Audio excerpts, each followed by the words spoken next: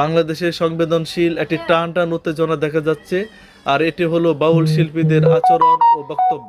আল্লাহ তার রাসূলের শানে চরম বেয়াদবি, অপমানজনক উপস্থাপন এবং কুরআনের অর্থ বিকৃতি ও অপব্যাখ্যার মাধ্যমে সরল মনা মুসলমানদের মাঝে শয়তান সন্দেহের বীজ ঢুকানোর মাধ্যমে তাদের ঈমান আকীদা নষ্ট করছে। আর সরল মনা মুসলমানগণ তা বিশ্বাস করার মাধ্যমে তারা নিজেদের অজান্তেই ঈমান হারিয়ে বেঈমান হচ্ছে। ঈমান বিধ্বংসী যত কার্যক্রম যারাই চালায় তারা মূলত সত্যের আলো সহ্য করতে পারে না। বাদরের মতো, ওই অন্ধকারে চলা বাদরের মতো, যেই বাদর সূর্যের আলো সহ্য করতে পারে না, ঠিক এমনই কিছু মানুষের মাঝে পশু আছে যারা সত্যের আলো সহ্য করতে পারে না। ওরা হলো এই বাদরের মতো। আমি আপনাকে একটা বাদর দেখাচ্ছি, দেখেন। ঈমান বিধ্বংসী প্রতিটি মানুষের চরিত্র হলো এই বাদরের মতো।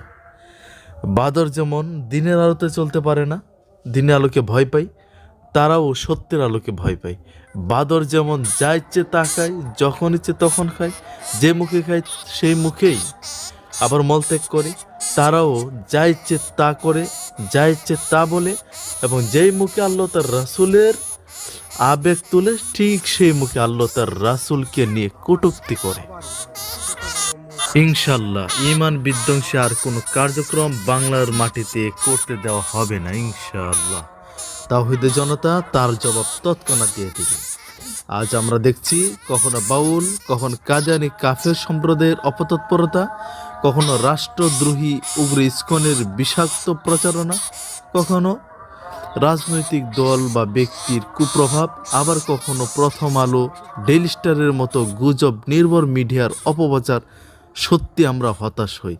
যারা ইসলাম ও মুসলমানদেরকে জঙ্গি নিয়ে নাটক সাজায়, নিকৃষ্টভাবে সারা বিশ্বের সামনে উপস্থাপন করে। হ্যাঁ, আমরা এসব নাটক অনেকবার দেখেছি, বহুবার দেখেছি, কিন্তু আর নয়।